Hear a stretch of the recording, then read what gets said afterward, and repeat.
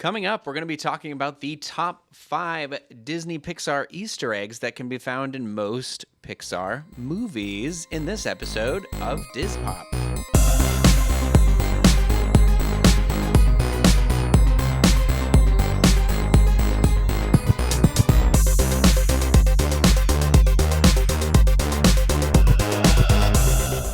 DIS Pop is brought to you by Dreams Unlimited Travel, experts at helping you plan the perfect vacation. Visit them on the web at dreamsunlimitedtravel.com.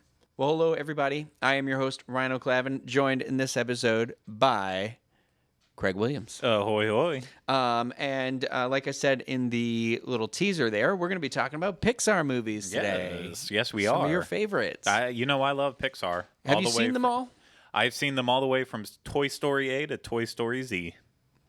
Toy Story Z. I haven't caught that one No, yet. yeah. Of course, I've seen everyone. I own every single Pixar movie on Blu-ray. Yes, I don't even own every single Walt Disney animated feature on How many Blu-ray, are there of those, though? Fifth... Is it less than Pixar 40, movies? Yeah, I was going to say 48. I think that have actually been released. I meant on Blu-ray. Yeah, it's in the high 40s. Obviously, I know there's more animated Disney movies than Pixar movies. Yeah. Yeah, well, you said it in such a weird, I don't even own this monumentally more amount than the small amount of Pixar movies. Yeah, but no, it's not. But like I love Walt Disney Animation, and I still, as much as I love Pixar, I still love Walt Disney Animation more than Pixar. I know. Interesting. I'm surprised by that. No, it's just two different. Just two different styles. It's almost it shouldn't be compared at this point anymore. It's like the same thing. I love Studio Ghibli and Miyazaki. I love all of his movies. I don't like to compare them though to what's happening at Pixar and what's happening at Walt Disney Animation, because the whole style of that studio is so specific that I feel it's not fair to compare them. Do you feel like Pixar is the independent Disney independent movie studio, like animation independent? And I don't mean it in terms of budget, but I just mean in terms of style. It takes oftentimes it takes bigger risks with how they tell the story and stuff. And it's like the Fox Searchlight to Fox. Literally the exact example. That's what I was thinking in my head, but I was trying to think of Universal's, like the one that has released like at World's End and stuff or the World's End and stuff like that, and all that, and but I couldn't think of that one. All I could think was Fox Searchlight. Well, that's how I feel like it's almost become at this point. They're like, okay, we've got the really solid story, and we want to like WALL-E. Like they haven't taken a risk, I feel like, in Disney animation with a film like that, where the majority of it's, something where it was like there was a risk because a lot of that movie there's no dialogue for the first like 40 minutes. I mean, you could argue that was the case about Pixar, and there's plenty of articles all over the internet and people out there like myself that also have the popular opinion that when Disney bought Pixar, all it wasn't really to give Pixar that extra budget, to give them a little extra wings and stuff. Pixar didn't need that. It was to start putting some of that creative energy back into Walt Disney Animation, and that's why Walt Disney Animation has had its second renaissance. Essentially, well, John Lasseter is the head of that now. Yeah, right? Yeah, and with about from Tangled onward, Disney hasn't made a bad animated movie. They've made some that haven't been as big of a hit as others. They haven't had a home on the range. Yeah, but they haven't had a failure, whereas in Pixar's recent history, we've had Monsters University, which was seen as not that great. You have Cars 2, you have Brave. Technically, even if you want to really get into it, Finding Dory, since it didn't get, even though it was a huge box office success, since it didn't get that Oscar nomination, a lot of people kind of look down on it. Good Dinosaur, although it's one of my favorites, I think it's just this wonderful, beautiful movie that got not a lot of love. Pixar just has really had with the exception of Inside Out, they have had a lot of struggles. Not in terms of monetary return from it, just in terms of the quality of the films being put out. They've been it seems kind like of they taking a get beating. started before they're done now. It feels like maybe now they're part of Disney, that they're on this like assembly line of production dates. You know what I mean? We need a Pixar movie in this window. We need a Pixar movie in this window. Well, because I say this only because that's what The Good Dinosaur suffered from, is the third act, and then they said they had to go back and like retool it essentially because it wasn't coming together. And it's kind of a weird thing that animation wouldn't be completely done before.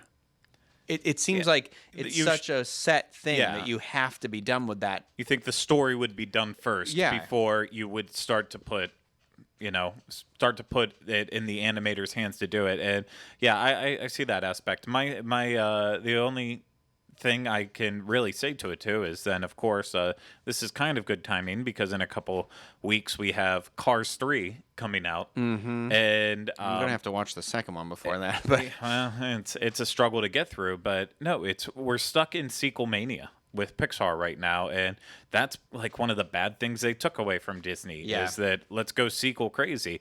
Toy Story 3, one of the best wrap-ups to a movie trilogy ever, and that's kind of where it should have ended. And now we're gonna have Toy Story 4. I'm very much looking forward to Coco. I think Coco is going to be let's talk amazing, about the list of the movies. So there are 17 movies to date. 2 more to join us this year. Craig mentioned both of them, Cars 3 and Coco. So it all started back in '95 with Toy Story. I'm just doing feature length ones. I'm not talking about the shorts or anything right now. So Toy Story, followed by A Bug's Life, followed by Toy Story 2, followed by Monsters Inc., Finding Nemo, The Incredibles, Cars, Ratatouille, Wall-E, Up, Toy Story 3, Cars 2, Brave, Monsters University, Inside Out, The Good Dinosaur, Finding Dory, Cars 3 this year, Coco, and then I forget, is Toy Story 4 next year? 4, yeah. Okay, that's the next one. The whole thing that they were going to try to do was it was supposed to be one sequel to every 2 new original, and it's kind of fallen it's back almost like gotten to every other one at this point, because it's Up, and then Toy Story 3, and then Cars 2, so 2 sequels in a row, and then Brave, and then another sequel, and then Inside Out, and then another sequel. Which you know what, I will give them this, I can't speak for Cars 2 or 3 yet, obviously, and I didn't see Monsters University yet, because Monsters Inc. is not one of my favorites. Blasphemy. You know what? How dare you?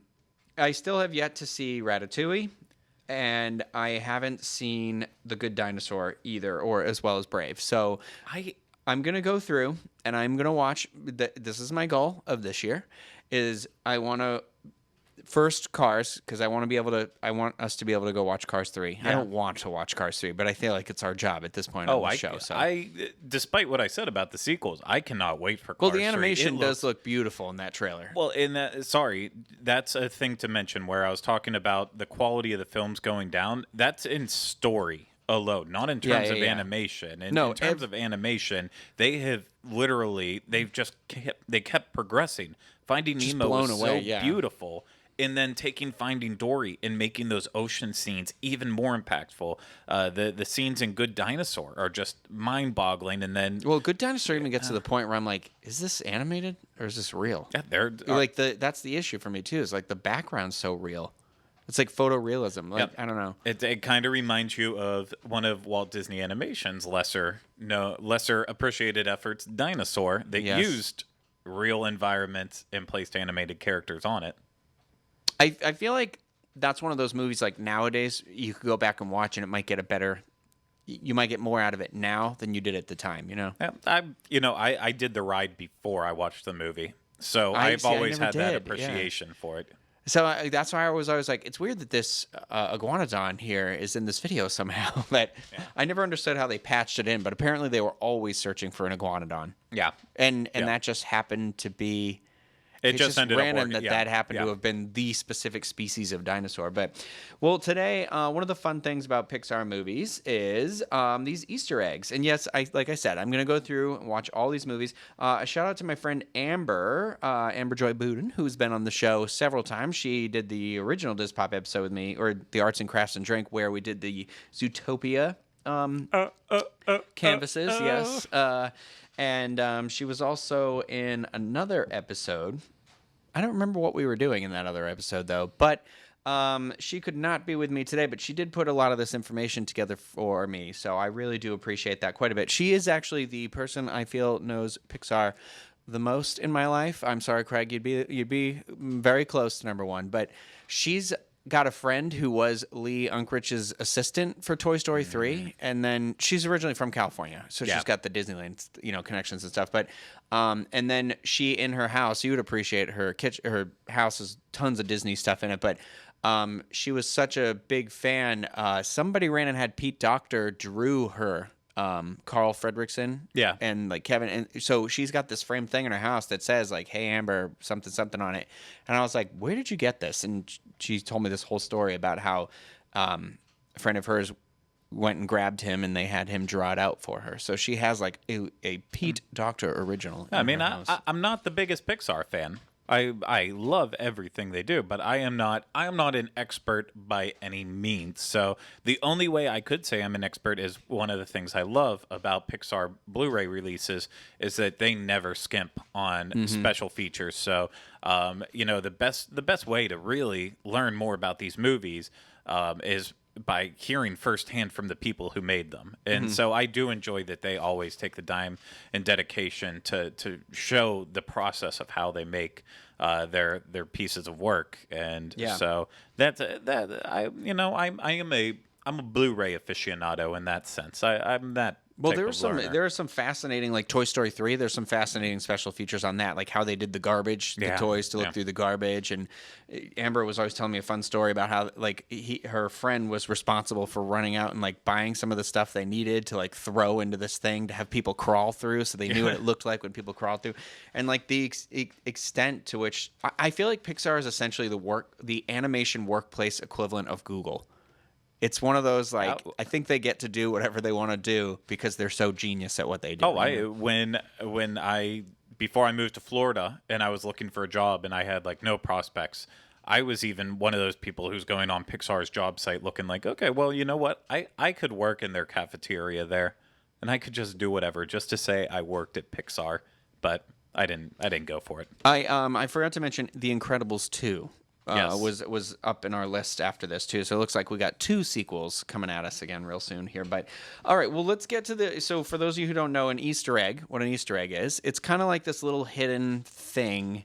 It's like an inside joke or like a reference in a movie. It's not specific to Pixar. This is a thing in anything. It can be on a Blu-ray. It can be in a film. It can be in a piece of artwork, in a comic, whatever. It's a wink, wink, nudge, nudge to the audience. Yeah, something for some like it can be a signature or trademark from a director that they kind of have. Edgar Wright it does a lot of. He kind of has like nods in his movies and stuff like that. Well, it's a whole trilogy based around an ice cream dessert. Yeah, that's it's the Cornetto trilogy. It not like we said, not exclusive to films. If you're having any trouble grasping the idea, it's like a hidden Mickey. I hate to use this. Hidden Mickeys I feel like have gotten kind of out of control. There's some where it's like, well, it's right there. It's not a hidden Mickey. That's a Mickey. But it's essentially that same idea. Like when you look for hidden Mickeys in rides and attractions, whatever, it's that kind of idea, but in films is what we're talking about. So, and Pixar's been doing this since they're, what?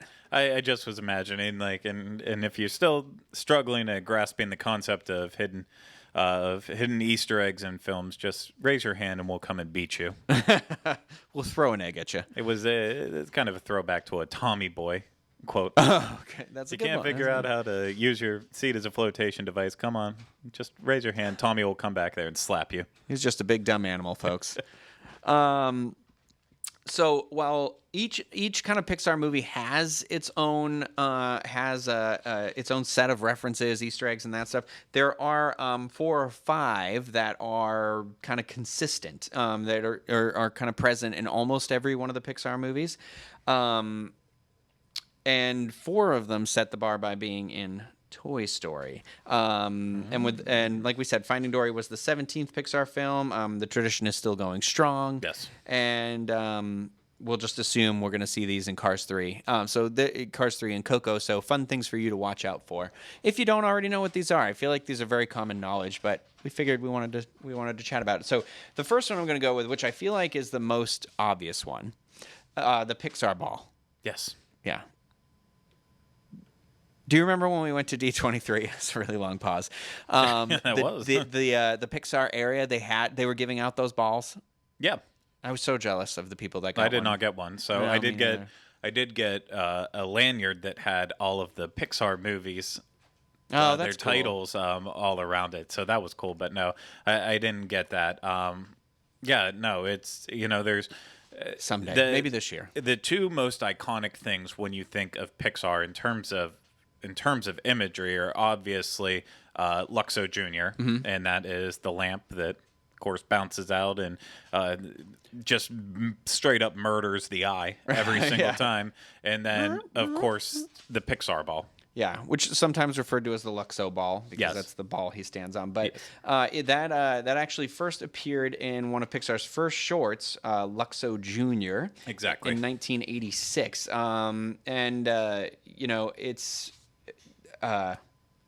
It's essentially in every one of the movies, I think, actually. Well, yeah, I mean, Luxo Jr. essentially established Pixar is something else. This was between that and then Tin Toy. Yep. These are the first two things that really showcase that Pixar is on the edge of something. They are about to break through with something big, something different. There was no doubt in Steve Jobs' mind that these people were going to do something big.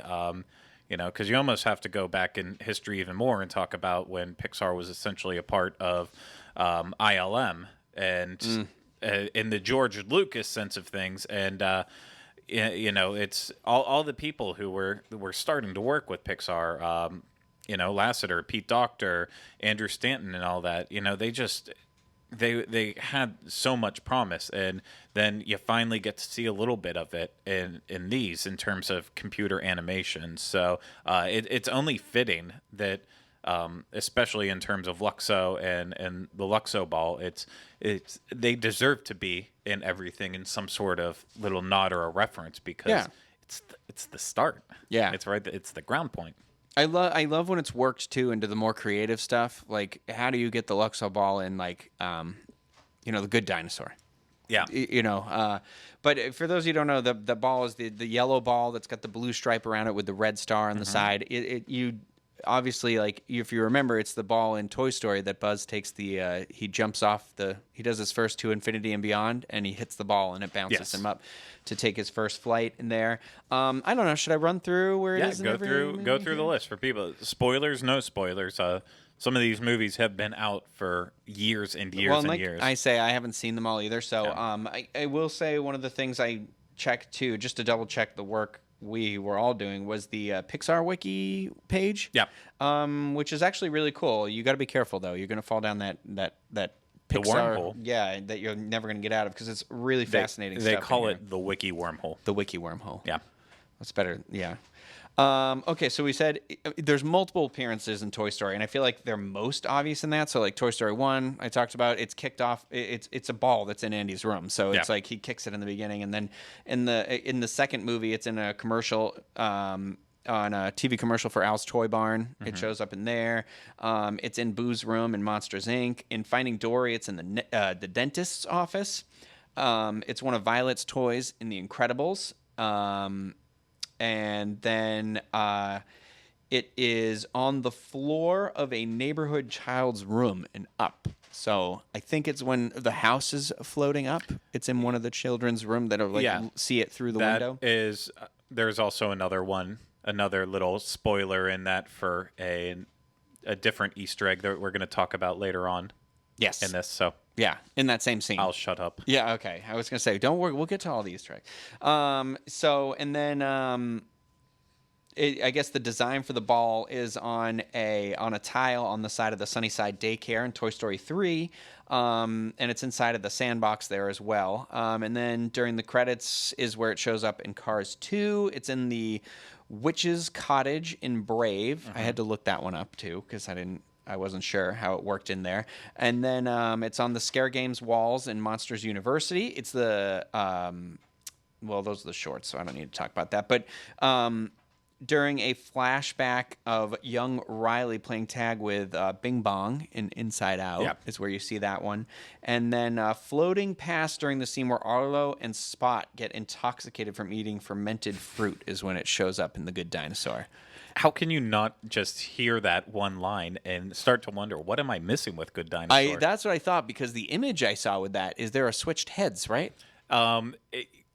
It's just very trippy. Okay. We talked about Pink Elephants on Parade last Dis Pop. It's very much in the same vein. Okay. Well, it's also the steering wheel of the quarantine truck in Finding Dory. The one thing I don't see it referenced in here, though, is in Bug's Life. Is it in Bug's Life? I don't remember it being in Bug's Life. If we're, you let us know in the comments or tweet at us or something like that to watch for us. I thought it was. I thought it was in every film, but I could be wrong. The ball is definitely of the Easter eggs that we're talking about today. The ball is not always difficult necessarily to find. Sometimes it's a lot more well placed than others, but because of the shape of it and such, it is a lot more difficult to find. Some of the other things we're going to talk about here, I don't know what's next on the list, but the next one is A113. Yeah, something like that. That is now usually where they put A113. It really sticks out. And the fun part about A113, as we'll get to, you'll explain it, but because A113 isn't just Pixar related in general, but it's related to a specific classroom. Because of that, any animator who ever went through that classroom had that set, will put it in there. So you'll find it in The Simpsons, you'll find it in other cartoons all over the place. So it's not just a Pixar one, but I guess I'll shoot it over to you with that. No. I was just double checking to make sure, and it looks like it's. I don't see it referenced here in Bug's Life, but So you heard Craig reference what A113 is, and this is a reference to the classroom at Cal Arts where Pete Docter, who director of Monsters Inc., Up, Inside Out, Andrew Stanton, Finding Nemo, Wall-E, and John Lasseter, who we already talked about, co-founder of Pixar, the CCO or Chief Creative Officer of Pixar, and Walt Disney Animation Studio, and obviously director. You know, he did Toy Story 1, 2, Bug's Life, Cars 1 and 2, and he's doing Toy Story 4 as well, I believe. Essentially the Walt Disney of Pixar, as it were. Yeah. Well, and it's fitting that they got their start at Cal Arts because Cal Arts was essentially the art school that Walt Disney had set up. Ah, I didn't know that. Yeah, no, that's cool. It's part of that, and that's why other notable name like Tim Burton went to Cal Arts, and he had his little run with Disney back and forth for a while, which then dissipated. But it seems like he came it's back around. Yeah. He left them for quite some time, and I remember him saying this thing. He was never going to work for them, and now it seems like they exclusively employ him lately. So, so that was where they spent countless hours studying to be the amazing animators they are. But so that's kind of a nod to that. And like Craig said, it's not specific to Pixar. It's in other animated Disney films like Lilo and Stitch and Princess and the Frog.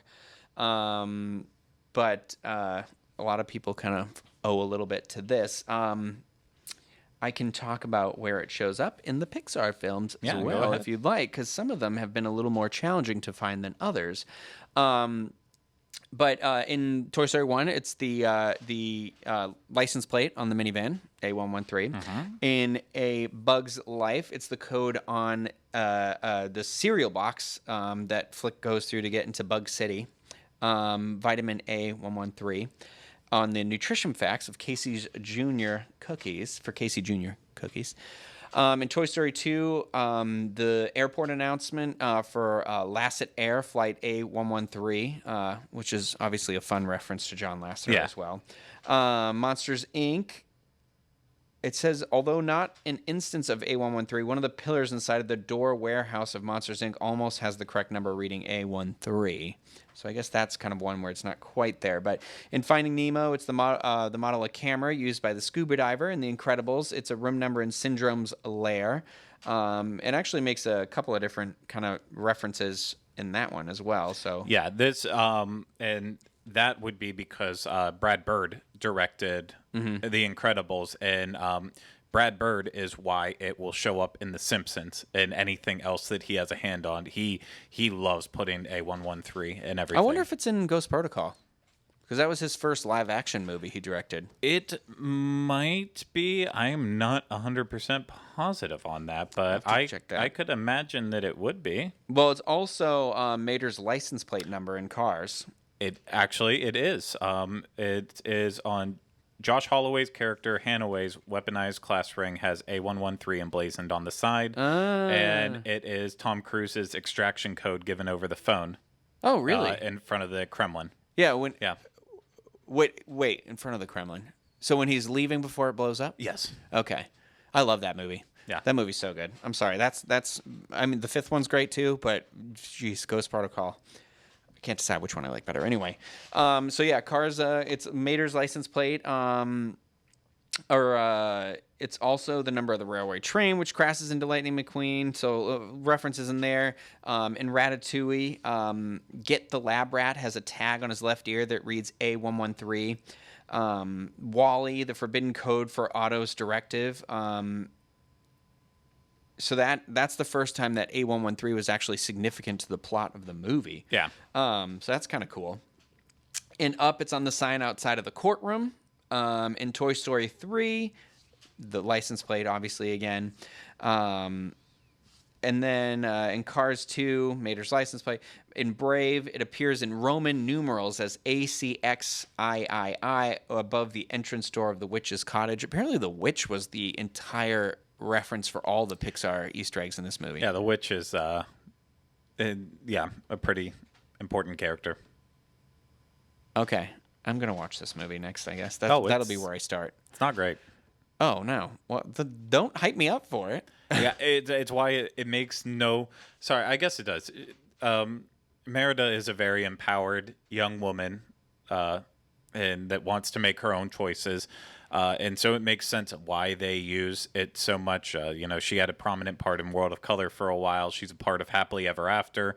She was a part of the last projection show that we had before Merida? Once Upon a Time. Yeah. Yeah. And it doesn't make sense to me because the movie's just meh. Well, it also came out around the time that Disney was really starting to struggle for that appeal to like boys and girls. Well, I guess she's still a girl, so it doesn't matter. They were trying to be like, this is the boys' princess or something like that. I remember because it was originally called The Brave and the Bear and the Bow or something like that. But anyway, Monsters University, apparently, so there's the classroom number of Scaring 101, and then on one of the international posters it had 113. Sometimes I feel like they're a stretch, but yeah.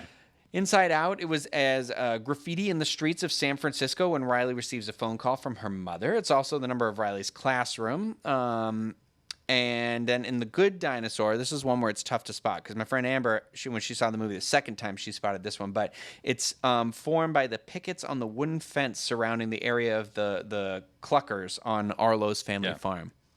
Did you like that one?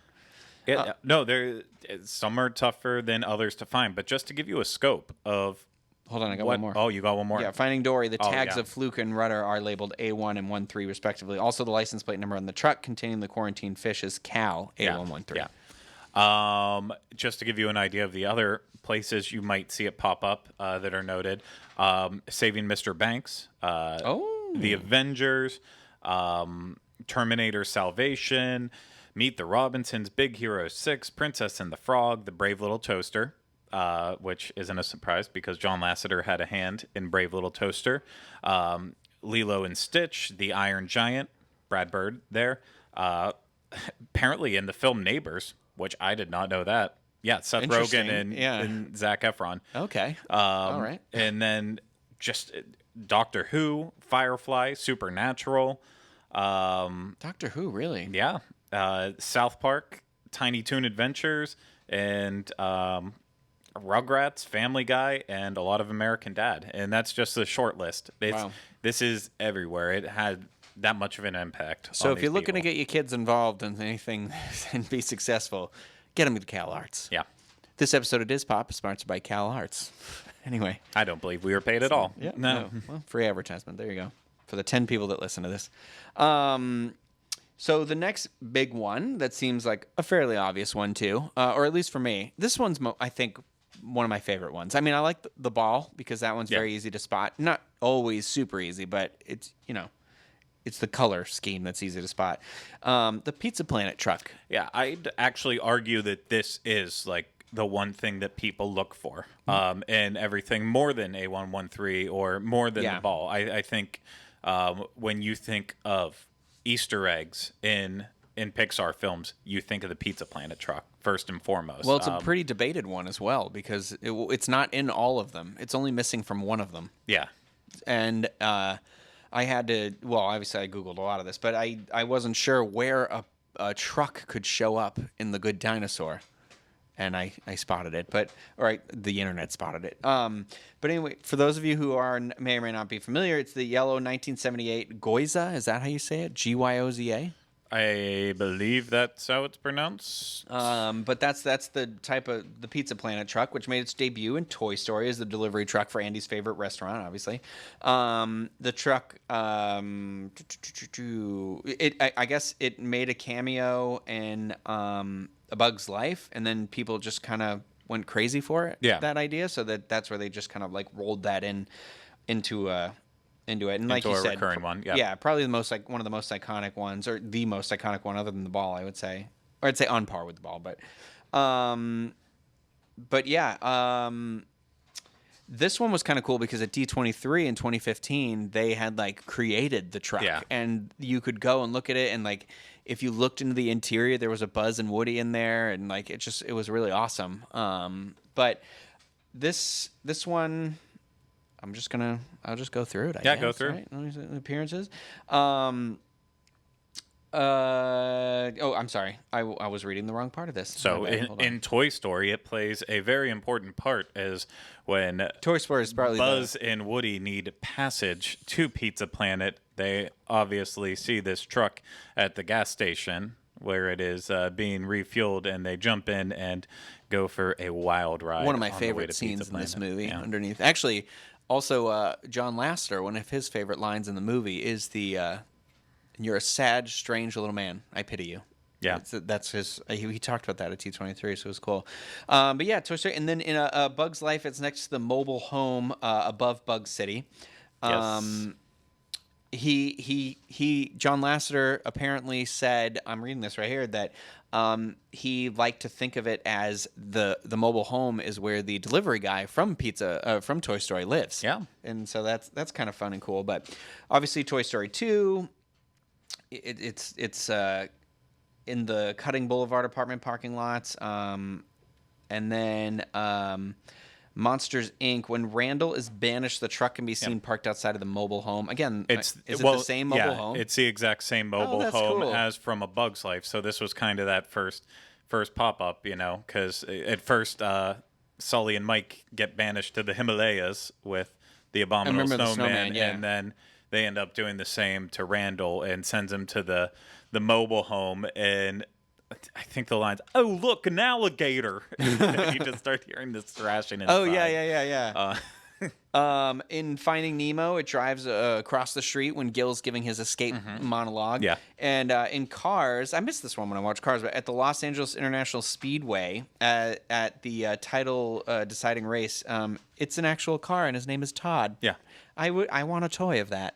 Todd, not just the Pizza Planet truck. I want the Todd Pizza Planet I truck. don't know if they've ever made a toy out of it. I feel like that would be genius. Also, I do want a toy of the Pizza Planet truck now, too. I've said that Oh, out loud. of course. I want toys all the time. Yeah.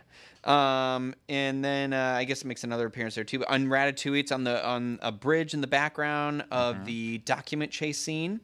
In WALL-E, and the only movie that you can see its engine in, it's briefly seen when Eve is scanning the planet for life. It's just in the junkyard. Yeah. And Up, it's coming out of the parking lot when Russell is being lowered from Carl's house. You can actually see it from a couple different spots in that movie. But in Toy Story 3, Lotso chuckles in Big Baby Ride on the Pizza Planet truck's rear bumper in that story of the heart-wrenching story where you're like, oh, maybe I do feel bad for this horrible bear. No, Lotso's terrible. And then he just burns the toys. But I do love him because he smells of strawberries. I don't know. Oh, I have a Lotso stuffed animal. Oh, I know he does. I mean, I've held him. I don't know if I love him because of that. But... all these years later, he still smells like strawberries. I can't let him go. You've tried. You've tried to set him on fire. And in Cars 2, it's in the triptych poster in the middle London portion. I don't know. I didn't see Cars 2. But it makes it's at the Radiator Springs Grand Prix because it's Todd. It's Todd. Yeah. So in Brave, it's in the Witches room again. That's where all these things are in that movie. In Monsters University, it's parked next to the JOX house. The Jocks. The Jocks That's house? Okay. Fraternities. Yeah. I see what they did there. Jocks house. Gotcha. Inside Out, it's in one of the little memory balls there that you got to keep your eyes peeled for. But it shows up in that memory ball a couple times in the movie. And in The Good Dinosaur, it's as an asteroid in the opening shot in the top left portion of the frame. And the director, is this Peter Sohn directed this movie? Yeah, Peter Sohn. He's the one who was brought in after... Pete Docter? Or who was it originally? No, it was originally the guy who does the voice for Mr. Ray in Finding Nemo. I can't think of his name off the top of my head. Hold on, I'll tell you right now. Oh, no, it doesn't tell me the original director. It just says directed by Peter Sohn. So, I don't know. But you will find that information for me while I continue on. And anyway, apparently he's also said it makes a second appearance in the film, but nobody's been able to find it Bob yet. Peterson. Bob Peterson, there you go. And then in Finding Dory, it's the truck appears in a wrecked, sunken state in the area where Dory, Marlin, and Nemo encounter the giant squid. So there's all the appearances of that movie. It was debated a certain truck in The Incredibles was that truck, but Brad Bird, I think, said it was not. Yeah. So unfortunate it didn't make it into that one. Well, I understand. The Incredibles was still pretty early on in the whole spectrum of things. It only came after Finding Nemo and Monsters, Inc. and the two Toy Story films. And it probably would have been in production for a while, too. Before, I mean, it's... you never know what things are going to catch on. Yeah, so that's true. Well, our next one is more like a Lucky Charm here. I think it was literally he is the Pixar Lucky Charm. Here, John Ratzenberger. John Ratzenberger has been associated with Pixar since the beginning. He provided the voice of Evil Dr. Porkchop and Ham from Toy Story, and then he's essentially been in every single Pixar movie. Sometimes he only has the one line though, so you got to listen closely. Yeah. Like I believe it was Monsters Inc. He's just the Abominable Snowman. He is, but he's a big part of that. Yeah, well, he's my favorite part too. Who wants snow cones?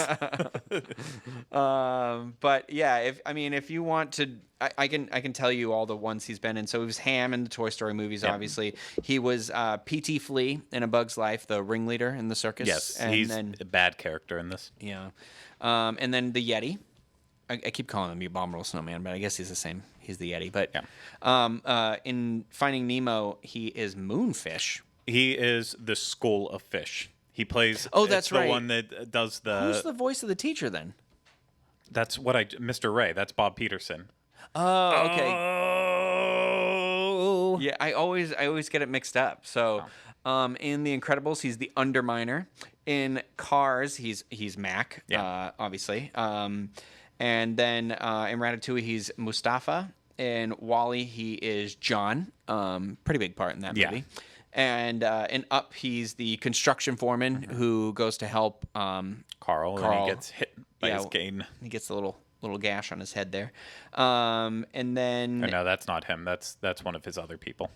Oh, is it? Okay, I thought he was the one who got hit in the head, but I mean, you can hear his voice when he's talking. He's got a very distinct voice. In Brave, he is Gordon. And in Inside Out, he is Fritz. And Earl in The Good Dinosaur. Bill in Finding Dory. Which one was Bill? Oh, wow. Putting me on the spot like that. I haven't watched it since it came out on Blu-ray.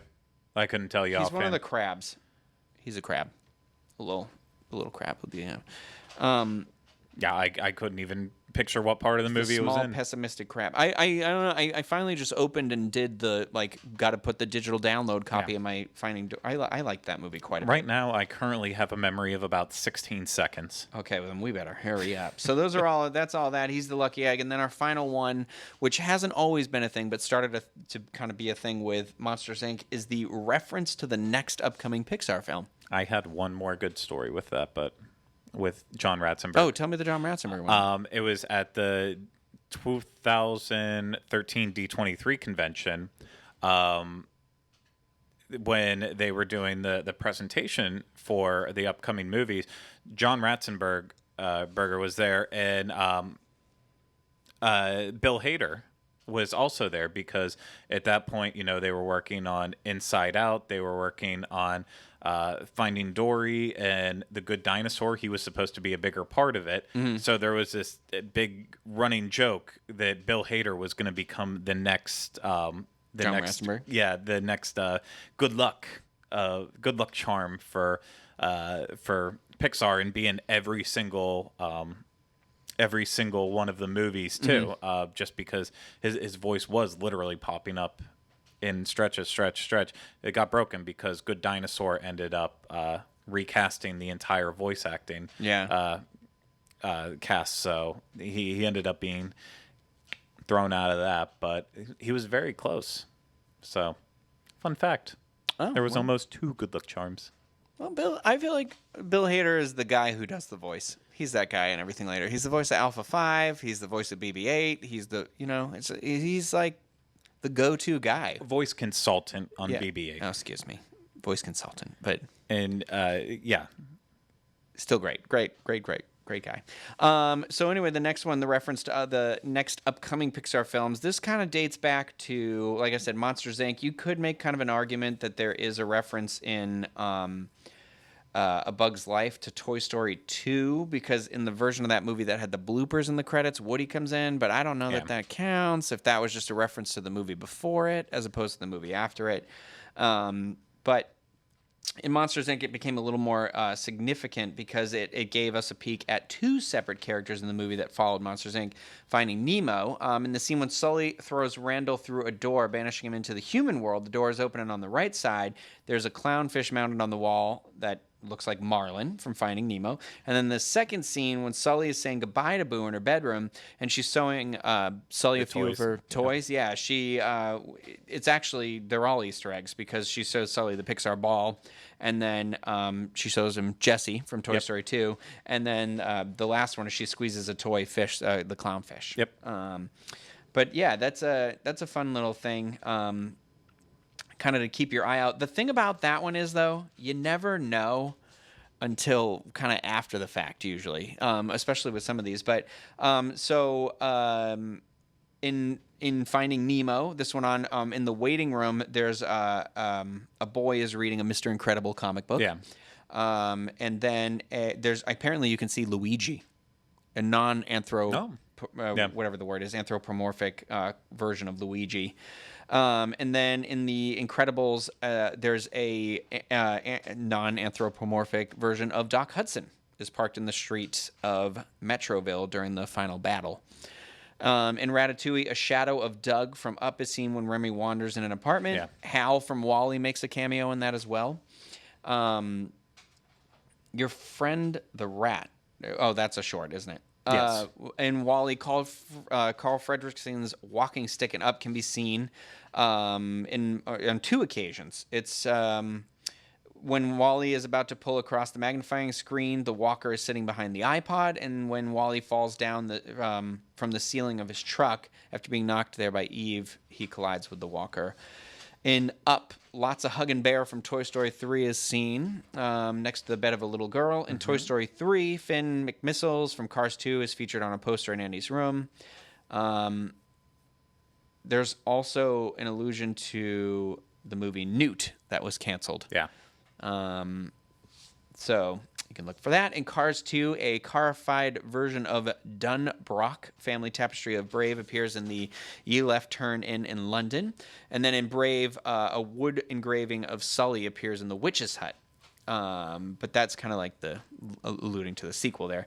And then in Monsters University, there are toy versions of the Good Dinosaur characters. And then in Inside Out, there are giant statues of Forrest Woodbush and Arlo from The Good Dinosaur in Riley's memories from her trip to San Francisco. And in The Good Dinosaur, you can see Hank from Finding Dory appears at the bottom of the water when Arlo learns to swim. Yeah. And then finally in Finding Dory, the driver of the truck heading for Cleveland at the end of the movie has a Band-Aid with an image of Lightning McQueen on his hand. You know, some of these are starting to get easier to like figure out because Pixar is so open about what movies are coming up. So unless it was a new character, that's where you get some of the confusion. But Doug, how would you have known? You know what I mean? Well, and that's what I was going to say in regards to the one that I remember sticking out the most was the shot of Lotso sitting beside the bed was in one of the trailers for Up. So that was like the first time where people noticed it right in the trailer that there was an Easter egg. And they were like, is this going to be one of the new characters for the next Toy Story movie? So that's the only instance that I can remember with that where it was like people noticed it right away because it was before anything came out with it. And so these ones are cool. They're definitely fun finds. But as you said, they're kind of hard because if you don't, if it's a new character, you don't have an idea of what's really coming next. You don't know what to look for. It could be literally anything. But that's part of the hunt. Yeah, well, it's also like I love a movie where you can go back and rewatch and find all these things. Yeah. So like that's exciting for me because I haven't seen them all yet. I can kind of go through and look for all of these. And I'm debating now whether I start at the beginning and watch the Pixar movies in order is what I might do, or just like do the 3 Toy Stories, then move on to Bug's Life, then move on. But I'm getting that. I want to get back into enjoying the animated features like I used to. I genuinely think that with Pixar, that is, if you want to watch them in a certain order, that is a time where you do need to watch them in chronological release. I think the animation aesthetic goes with it, because it's if you watch it in that way, like you can truly see the transition. If you try to watch even Toy Story 1, then watch Toy Story 2 back to back, you do notice already a massive difference. If you try to go 1, 2, 3 back to back to back, it like sticks out like a sore thumb.